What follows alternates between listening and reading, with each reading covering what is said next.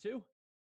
Welcome to This Week in Wyoming Cowboys Sports here in WyomingAthletics.org and USP Media powered by Sidearm Sports. I'm Jason Griefer. We're joined by Wyoming Assistant Athletic Director Jeff King. Jeff's freshly shined up here. He's ready to go for another exciting week at Wyoming because we're pretty much now into the postseason. It's a couple regular season things left to take care of, but we're fired up, are we not? Oh yeah, we're super excited. I mean, we're excited to close out the regular season. Especially with volleyball this week, soccer coming out, and then we got a nice game coming up to open up our playoff season for football this Saturday. Yeah, no doubt, and we'll get into some of that here as we go along today. Let's first talk about your golf teams. Season's come to an end in the districts last week. Tough course out, tough courses for both there. Things just didn't really seem to add up there, and sometimes that happens in postseason play. How did they feel they played there in the postseason there, and what do you make of the seasons that each team had? Both teams are super proud of where we got. I think, obviously we would have loved to have been able to advance, but we're really happy with where we are as a program with both, new coach on the girls' side, really young on the boys' side, a lot to look forward to with both teams. I mean, I was out there at the girls' championship and, they're out there making shots, and I'm just like, why can't I shoot it like that when I go on the court? But look, we're super happy with where they ended up, and they should be very proud with what they did on the course. What do they look to take from this year going forward? Because as you said, you've got a lot of young players that got some really good experience, and they'll be back next year. What do they take? Yeah, I think that they can, just hone up their skills a little bit more. But they spent so much time, practicing this year, preparing, and they know that moving forward that they're in a good spot. So I think that we can take it, like I said, take it very, very with our heads held high. Super excited moving forward and knowing that kind of unfinished business going into next year. Cross country has some unfinished business this season. They've got the league championships coming up this week. We've been talking over the last few weeks and how things have been trending in the right direction. They're building momentum, kind of that old mantra of peaking at the right time. And it feels like that's been coming the last few weeks here. Is that still the case right now? And what are your expectations for your runners going into the league meet? That's definitely still the case. I think that we have really high expectations going into the league meet. We want to make some noise there at the top of the leaderboard. We're super excited where we're at with those runners. They've put up some pretty good times here the past couple of weeks. Had some really good meets against some really tough competition. So going into the CHL meet, I think we're really well prepared, and I'm excited to see how we come out after Saturday. Do they feel like they're even in their training that okay, we're going in the right direction, momentum's building, even on the training days, we're getting in good times, we're feeling good when we're finished? Oh, absolutely. Coach Frondorf always has those those runners ready to go. They train super hard, and I think right now it's just like, look, it's business as usual as we've gone throughout the season. And with the nice competition that we've ran up against so far, we're definitely ready to, put on a good show here this Saturday. Let's move on and talk about volleyball. What's the league win streak up to now? I think it's 152, right? Okay, so. Yeah, 152. There you go. So they've got a chance though this week to this Tuesday against Taylor to win the league outright. You're up 2 games with 2 to go. So take care of business against Taylor on Tuesday. You win the league outright for the 11th year in a row, and then finish up with Indian Hill a little bit later on in the week on Thursday, and we're actually going to broadcast that match on WatchHSSports.tv, so we'll be looking forward to that. It's funny how it always seems to come down to, and we're going to talk a little bit more about this as we go along, Wyoming and Indian Hill. It's funny how that always seems to work out here in the CHL, but nevertheless, we have those there, and we'll talk about that in just a moment. But we also now know the postseason draw. Your team will be a 2 seed going into the playoffs, and we're actually going to play in round 1. Did not take the bye. So you're going to get North College Hill in the opening round, and then you'll get, assuming you get past North College Hill, Purcell Marion in round 2, and then guess what? Indian Hill possibly in round 3. Talk to me about the decision to not take the first round bye and get that early week action next week. I think a lot of it's just to keep playing, to keep our girls fresh, and always, instead of, you can practice as much as you want to, but as you can go up against other competition, especially going into the tournament time, I think it's helpful. So we thought, I don't think we needed the bye. Let's keep playing. Let's keep playing competitive volleyball and go into it, especially with the fact that, like you said, Indian Hill's probably going to be sitting right there. But then, like this week, I don't care who it is. It's always hard to beat a team twice. And we got 2 big matches coming up this week to get us prepared to go into the playoffs. And I think it's really going to help. We like our draw. And I think it's going to help playing that week 1 to really prepare us to hopefully make a nice run at this thing throughout the tournament. As you said, you could end up seeing Indian Hill in round 3 of the playoffs. That wouldn't come for a couple of weeks, but you will see them this Thursday night. Again, we're going to broadcast that match on WatchHSSports.tv. For fans of the team who have not been able to see this team this season, when they tune in on Thursday night to watch this match, what are they going to see from your team? They're going to see a lot of excitement. They're going to see some girls that have really gotten it, together and playing so well as we've gotten through the season. They've gone through some adversity. It's a tough team. Really, some really good young talent as well. Coach DeLong always has the girls ready to roll. Hopefully it's just a really exciting match to see, and they'll be excited to watch it and moving forward to close out the league and hopefully another league title. I hope that I'm able to say going into the match, it's 153 straight in the league, and afterwards 154. If that streak is broken, don't blame us. Don't worry, no blame will be placed there. Okay, good. It's business as usual for us, and we're ready to roll. Yeah, let's lay off the broadcast jinx. We get that quite often. Let's move on to the pitch here. Let's talk about a girls soccer here, and again, they already know their draw as well in the postseason. Here, looking at it next Tuesday, going to get Roger Bacon in round 1 there, so a chance there to take some things on there. But you're also got action coming up this week. You got Indian Hill on Wednesday. We're going to broadcast that matchup on WatchHSSports.tv as well. It's interesting here, a time that we're in now for this team here. Things are going well, playing well, and what have you. And then this last result on Saturday, you lose 4-0 to Milford, and Milford's a solid program. Don't get me wrong here, but I'd have to think there was a little bit of disappointment there in the way things turned out in that one.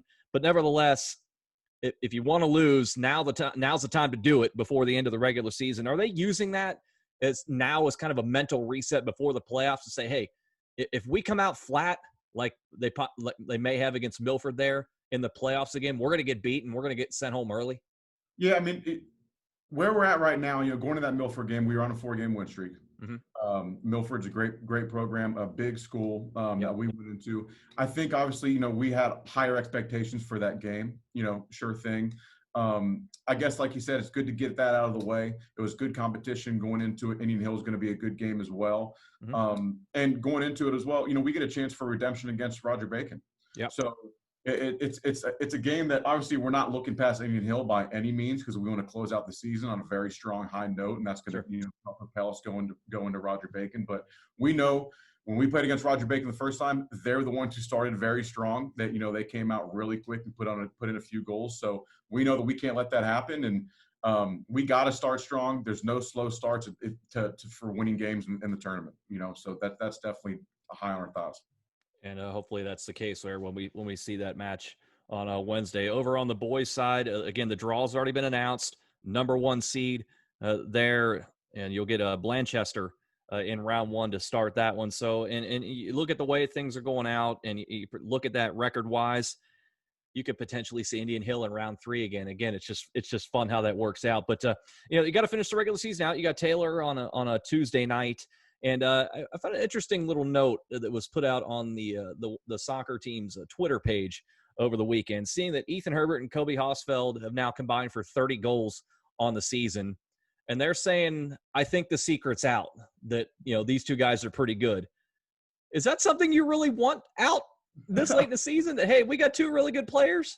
I think, no matter what, if you play that well, anyone's going to find out, right? They've been playing so well throughout the whole year. They're the 2 leaders of that team. We're excited about where they are. We're super excited about how the game ended up, this past weekend against Kings. We showed, that grittiness that you and I had talked about on this, weeks past, that we came back, 2 goals down, ended up winning 3-2 there. So we're really excited about where they are. I think everyone knows how good Ethan is. Everyone knows how good Kobe is. So I don't think it's much of a secret now as much as we wanted to keep it a secret. But whoever plays us, they're gonna know it quick, and those guys are excited, and we're super excited about where that program is going in the tournament. I mean, what are we doing to try and hide them? Are we like having them in wigs and fake mustaches and different colored jackets going on to the warm-ups here? What are we doing here? Yeah, I mean, maybe we got to do something, but like you said, that's if that was a secret at all going into the season, it didn't last long. It's also, as you said, it's hard to hide talent. Yes. And you've got those two of the most talented players in the league. That's for sure. And again, they'll finish up the regular season against Taylor this Tuesday before heading into the playoffs here. And lastly, as always, we like to finish with football. And how fun is this? You get to play Taylor one more time. They took them behind the woodshed a couple of weeks ago, winning 49-0. They win their first round matchup rather comfortably to get into this one. You can look at this in a lot of different ways here. It could be natural of kids to kind of take a step back and figure, oh, we played them 2 weeks ago, beat them easily. This won't be a challenge. And I know that's obviously not going to be the message from Coach Hancock. We know that. But it's also, I think, sort of a natural reaction sometimes, especially for kids, to let up in that sense. But you're also going to have a Taylor team coming in. It's going to be feeling very good off their playoff win and coming in feeling like, hey, we have nothing to lose.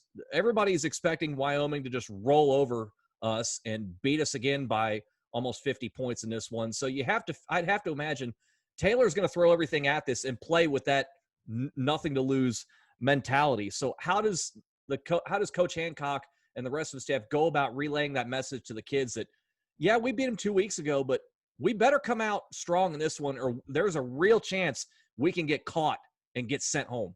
Yeah, I think the biggest thing is make sure that the kids know this is still business as usual and treating it just like any other game. I don't care who it is. I said it earlier as well with regards to volleyball. It's hard to beat a team twice. And, they're going to come in. They're going to give us their absolute best shot. Like you said, they're feeling good. They had a nice win over the weekend, and it's on our home turf. So they're going to be thinking, a little bit probably chip on their shoulder. They got to come travel to us, playoff game, and chance of redemption for them. So as long as we handle it business as usual, it's another week, en route to our ultimate goals. I think Coach Hancock's definitely going to have us ready to come out and play. As we're winding down here this week and we're getting into the postseason, we kind of joked a little bit about it here and there today that it seems like it's Wyoming and Indian Hill a lot. We've talked in the past about with the football playoff bracket. Indian Hill is potentially waiting for you in round 4. You look at the soccer bracket, girls soccer, Indian Hill's potentially waiting in round 3. Volleyball, Indian Hill's potentially waiting in round 3. How fun is that to have this type of rivalry to where at the start of a fall sports season and even in the individual sports that when it gets time to the playoffs, the Indian Hill Braves are likely going to be waiting for you at some point in the playoffs. Do you have any conversations across the aisle with the Indian Hill staff to say, oh, it's you again, here we go? I think a little bit of that, kind of goes on, but it's two great programs with great traditions. The rivalry is great for our league. I think it's great for the city. We're excited about playing them every single year. Mm-hmm. It's gotten to the point where now it's not a surprise anymore. Yeah. So it like with Ethan and Kobe, if it was a secret, it didn't last long. It's possible that we're going to see him in the postseason. And it's always good that we have 2 CHL teams that can make some noise in the postseason as well. Yeah. So it's good for our league to hopefully that we meet later on down the road. It's just always hard to do it because, you play a team, like we said, it's hard to beat a team twice. So whether that's us or whether that's them, it's always good competition. We love the rivalry. And, if it comes down to playing them, we'll be excited to see them. Is this the healthy type of rivalry to where you get into the playoffs and one of you gets beat that all of a sudden you'll keep an eye on what they do and say, hey, go represent the league and go as far as you can? Well, going back to it, it's always good to see a league member try to make it far. We want to be the league we want to be the team that does it. If you lose, you keep your head held high. The thing about it is an Indian Hill team, they're always going to be ready to play. They're always going to be good. So whoever comes out of that game, I think has a good shot at making big noise throughout the tournaments. And we're going to see two examples of that rivalry coming this week on WatchHSSports.tv. Girls soccer on Wednesday night, Wyoming against Indian Hill, and volleyball. The same two teams get together there, and Wyoming volleyball will look to win their – what number is it? What are we up to? 10 in a row. 10 in a row and 6,450. So hopefully 154 at that point, league games. But okay, so I was overestimating. My sources were telling me it was like in the 6,000s at this point. So thank you for clarifying that for there. But nevertheless, it's an exciting time, and especially when you have strong athletics across the board, and you've got a litany of teams that have the ability, along with the aspirations, to make deep playoff runs. It certainly makes it a lot of fun to talk about here each and every week. Jeff King, Assistant Athletic Director at Wyoming, certainly appreciate the time. Thanks, Jason. You got it. There, that's been Jeff King there tuning in and joining us here for This Week in Wyoming Cowboy Sports here on WyomingAthletics.org and ESP Media, powered by Sidearm Sports.